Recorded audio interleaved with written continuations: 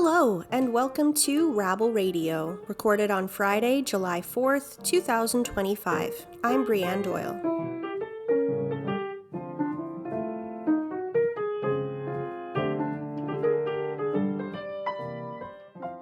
Rabble.ca shares with you the news of the day through a progressive lens. If you're curious about what's happening in Canadian politics, labor, the environment, and beyond, you've come to the right place. This is news for the rest of us. Thanks for tuning in.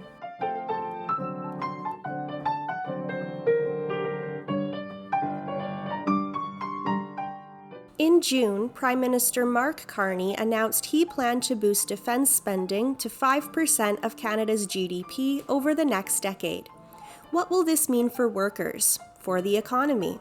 And more broadly, what does this signal about Canada's priorities, especially when it comes to fighting the climate crisis and honouring Indigenous rights? Can massive military investment coexist with these commitments, or are they fundamentally at odds? Today on Rabble Radio, Labour reporter Gabriela Calugay-Casuga sits down with Leo DeVries from Science for the People to discuss all of this and more. Here they are now in conversation. Take a listen.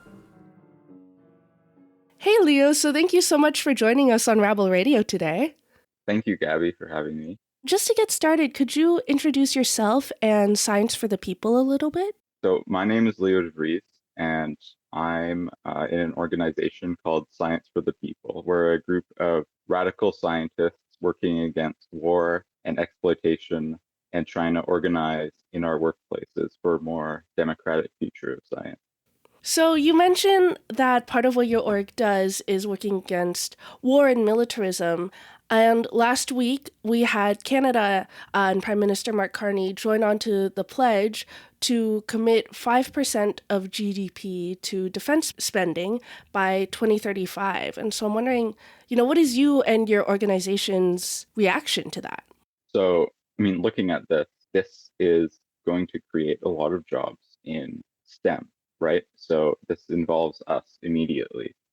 We see that scientists have a moral crisis when they're in university. People join programs in science, in math, in computer science because they might be very interested in the topic itself. They might be pursuing knowledge for its own sake. They have a passion for science in general. And people are also joining these programs because they want to get a job that helps people and they want to build the infrastructure that we all need. And then they find that all the jobs are in militarism. They're in defense contracting.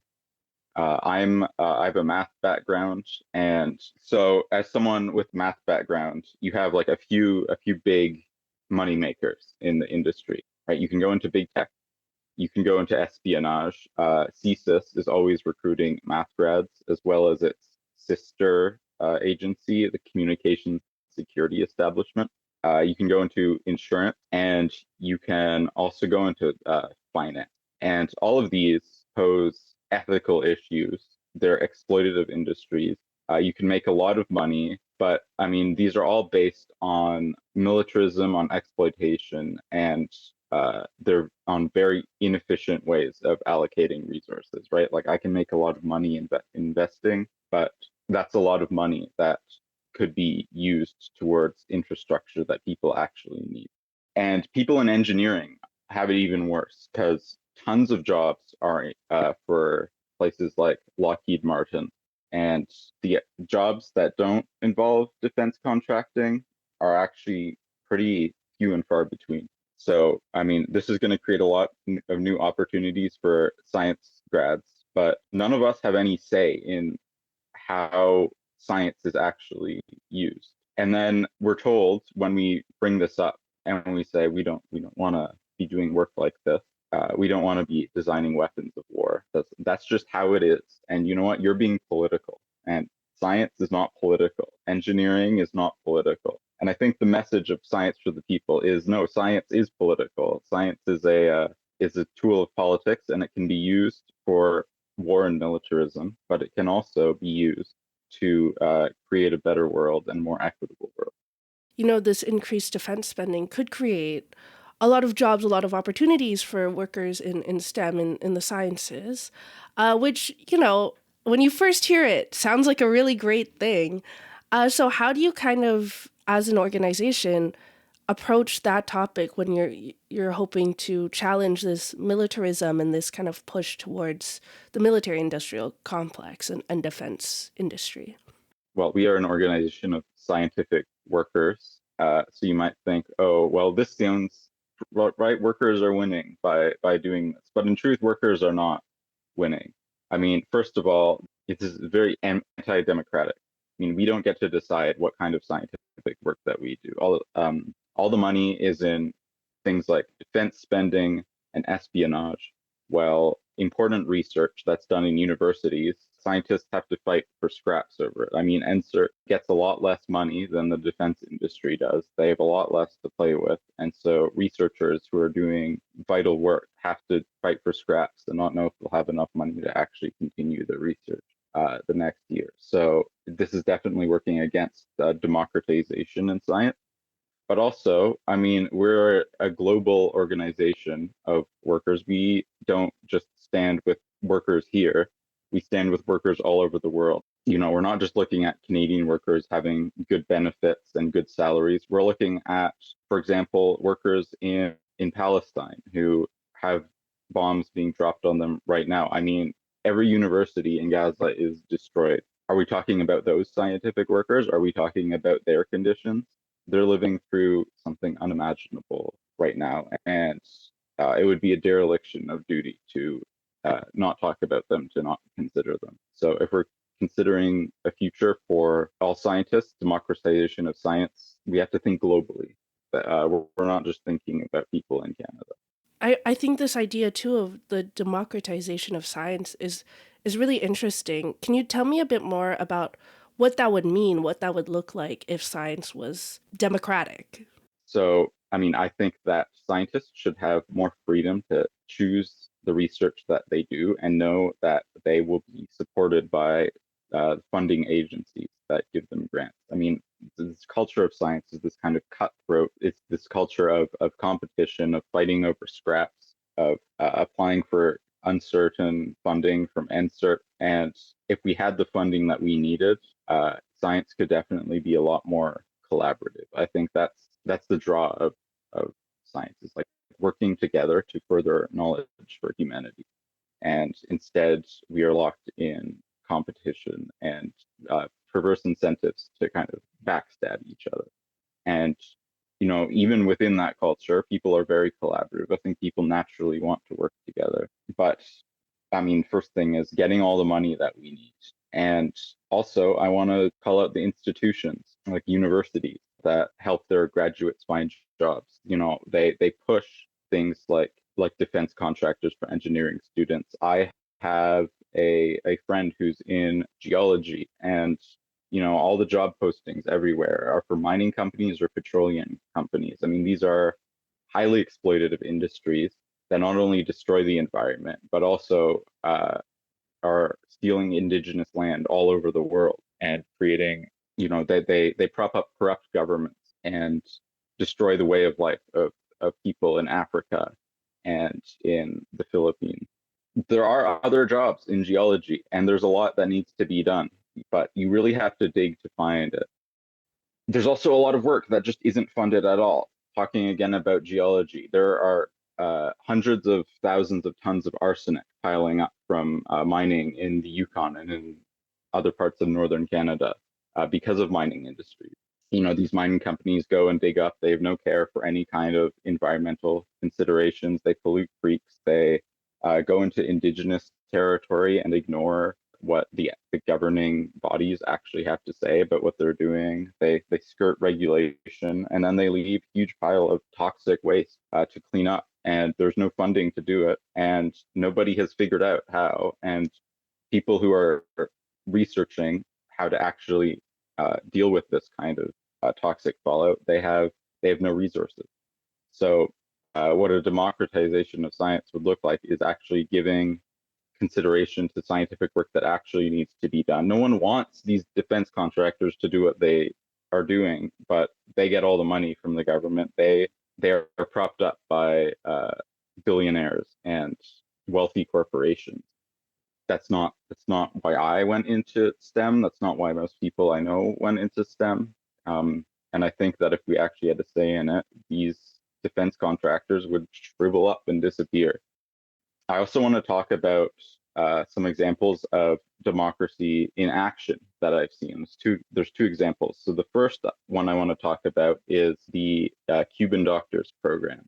This is a spectacular example of foreign aid, something that I think as a much wealthier country that we should be doing. We should be looking to Cuba as an example. This is not a rich country, but they have a surplus of doctors. They put all their resources into funding medical programs and recruiting high quality students from around the world for scholarships to study in Cuba. And then when they graduate, they are sent on missions to other countries. Any country that wants a Cuban doctor, they'll send as many as they can.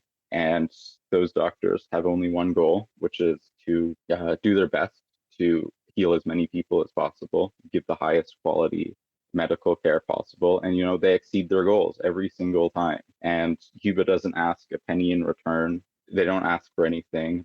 They just send their doctors, they do their job, and and then the doctors leave. This is an example of what happens when a government actually prioritizes science for people, for global solidarity, rather than just pure profit. Cuba sends these doctors to other countries and they don't get any money in return. And I mean, that's the kind of work that people go into when they want to go into medicine, when they want to go into science. People in Canada, when they go into medicine, they'll encounter a system full of systemic discrimination against racial minorities and against people with disabilities. We're in an environment with increased privatization. There's not enough doctors here. People are leaving to go to the EU, where they have better conditions. And I think if the government was serious about solving these problems, it would model itself after Cuba and try to build up a surplus of doctors and offer this kind of compassionate diplomacy, not one of domination or like give and take, but one where we say we have more than we need and we'll offer you something and we don't ask anything in return. And the second example I want to talk about with respect to democracy in science is Palestinian birth workers. These are midwives, these are doctors, these are people who monitor birth from all the way from conception to the actual birth, and then the natal care after it's done. And they're working in conditions of siege. There are no resources coming in, so it's just based on improvisation. I mean, if you're a midwife, you have to work by lamplight in a tent while bombs are falling around you. There's no floor, there's no sanitary surfaces. And so Palestinian birth workers have innovated this whole system of doing birth work in these conditions. And they're successful. There's still people being born in Gaza, even in these conditions. They're able to save mothers' lives when there are birth complications. I mean, these are scientific innovators, and they'll never be recognized by the Nobel Prize Committee or other prestigious scientific establishment, but they're scientific innovators, and I think that we have a lot to learn from them in terms of using science for democracy and for bringing power to the people. I mean, these are people in Gaza are living through these unimaginable conditions, and through this kind of scientific work, they're able to demonstrate their resiliency and to survive these horrific conditions of genocide. Yeah, those are two really interesting, I think, cases to look at. I want to ask also about the profit question, which always comes up. You were talking about mining companies, defense industries, things like that. What would you say to people, who argue these industries are very profitable and they actually bring in a lot of revenue for Canada that could then be spent on our social programs and things like that? They bring in a lot of revenue for sure. There's no question about that. But where does this revenue go? Does it actually go to people in this country? I mean, sometimes, but we're seeing that our social programs are actually drying up. Our Canadian healthcare, which is something that I think most people in Canada are proud of, is being increasingly privatized. People can't access basic services, and now people are actually turning to private healthcare. They are finding doctors that they have to pay because the public healthcare system has been gutted so much. So I say, like, if we're bringing in all these profits, where is it going? It's just piling up in rich people's bank accounts. It's being reinvested into more mining projects. So I do reject the idea that bringing in more money is necessarily better for all Canadians. But let's say it was being reinvested. Let's say we were benefiting from it. I would say it's still immoral because, you know, every dollar that comes in from a mining company that's operating in northern Canada or in the Philippines or in the Congo, that's a dollar stolen from the Indigenous people on the land. That's thousands of people who are being displaced for this mining operation, and that is ultimately destroying the biosphere as well. You know, even if we're making a lot of money and funding our social services, what is it worth if in 25 years we are fighting water wars and our planet has heated up to such a degree that we can't reliably grow food anymore? There's no amount of money that can get you out of that situation unless you work democratically. I also want to bring up the idea that, you know, somehow these mining operations or these very profitable operations are good for scientists. Yes, they do create jobs, but I mean, they don't help out the scientific community in general. Grad students are still making pittance. They can't afford places to live on their own while they do important scientific work. So, I mean, the scientists who work for these companies certainly benefit these companies, but they don't produce valuable scientific knowledge in general. We don't need to know the geology of the Philippines in order to be able to dig it up. That's just not something that's valuable to humanity in general. It has so many adverse consequences. It costs so many lives. And in the end, all it does is bring in money for rich mining companies. I mean, it's very clear to me that there is something tangible that Science for the People is fighting for, which is like the democratization of science. I'm curious, so how do you kind of go about, you know, organizing in these like scientific communities, among students, among workers, to start to push for this? I think the first step to this is to have scientists. These are people working in professional environments, or they're graduate students, or they're professors, recognize that they are workers and that they have a common interest with other scientific workers.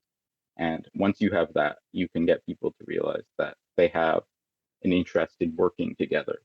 And when you have people working together, you can change quite a lot. So we have a handbook called Organize the Lab, which gets into this. It starts out with speaking to scientists as workers, and then how to get people in the same scientific workplace to work together. And our goal is to get scientists in different parts doing very different work to come together and recognize their common interests in democratizing science, in not just having defense contractors and mining companies control all this money, in having the government cut scientific funding year after year. I mean, we have the power to change that, but we have to do it all together as the scientific community working together. I mean, our next projects involve organizing at universities. I think we're going to try and build networks at Carleton University in Ottawa in the coming year. And then our other work focuses on writing our magazine, very high quality magazine. We get a new artist to do the cover of each edition, and it's just beautiful art. It's like painstakingly crafted. Each magazine has submissions from scientists around the world, and each one's about a different topic. So over the last year, we've had three. We've had one about genetics and gender.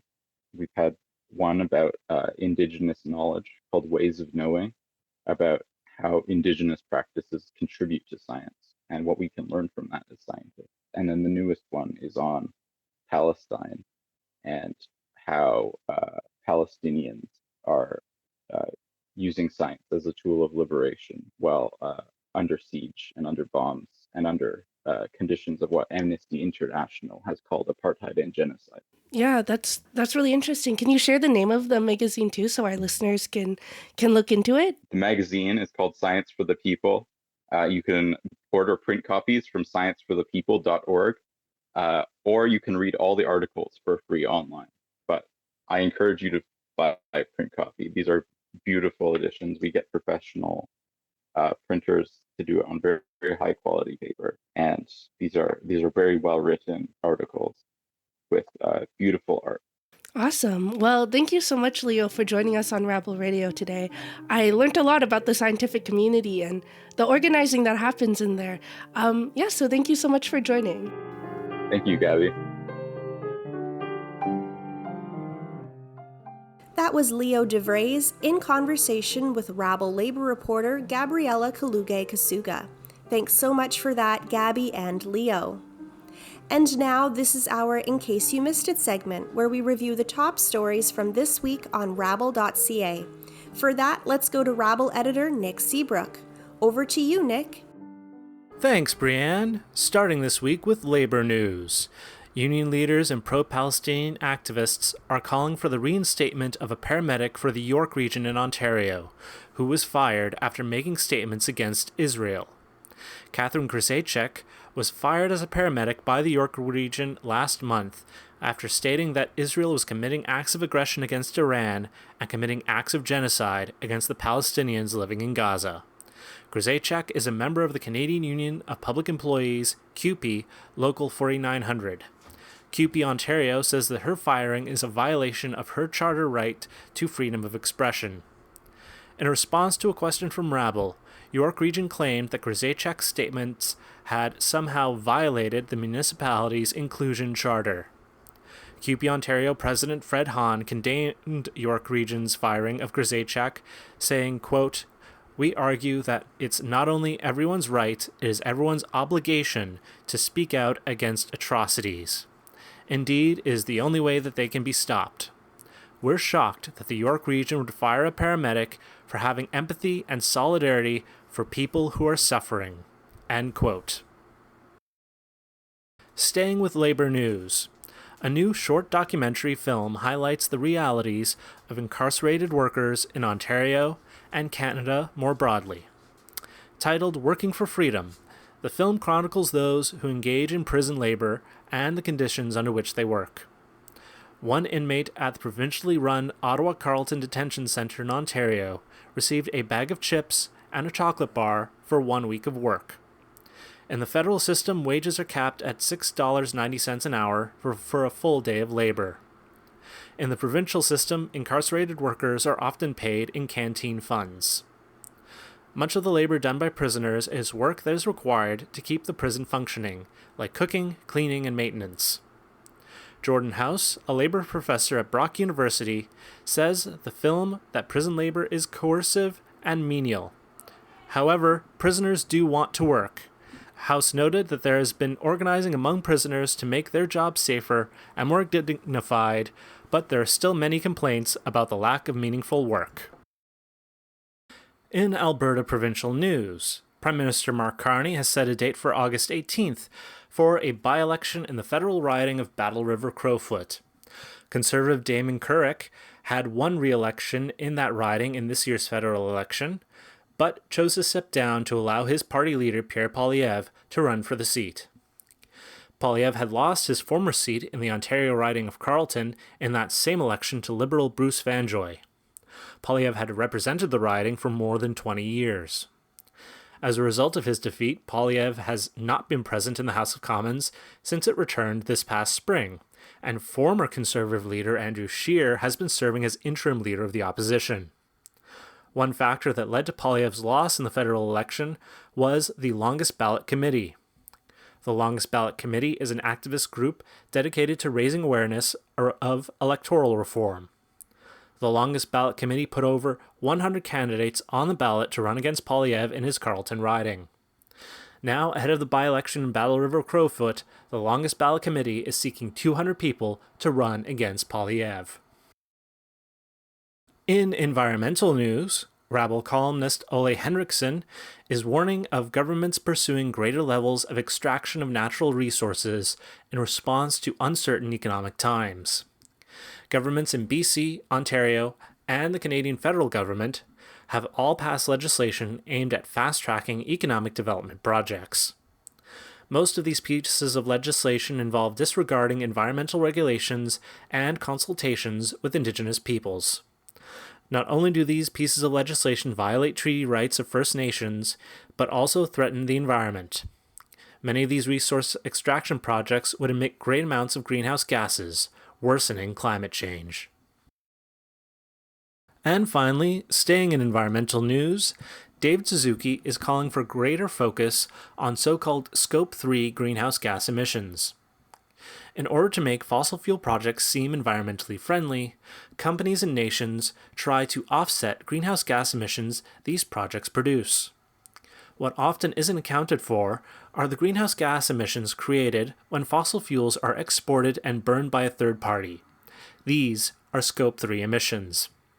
A recent ruling by the European Free Trade Association Court found that fossil fuel projects in the European Union must be evaluated for their total global impact, including Scope 3 emissions, before they are approved. Suzuki said that while this only applies to the European Union and countries like Norway and Iceland, right now it is an important step to further reducing greenhouse gas emissions and fighting climate change. As always, you can read the full version of all the stories we talked about today on rabble.ca. Thanks, Nick. And that's it for Rabble Radio this week. Thank you as always for tuning in. If you like the show, please consider subscribing to Rabble Radio on Apple Podcasts, Spotify, YouTube, or wherever you get your podcasts. And please rate, review, share Rabble Radio with your friends. It takes 2 seconds to support independent media like Rabble. Thank you to all the journalists and writers who contributed to this week's content on rabble.ca, and thank you to Carl Narenberg for supplying the music. Lastly, thank you to you for tuning in to Rabble Radio. I'm Brianne Doyle, and I'll talk to you next week.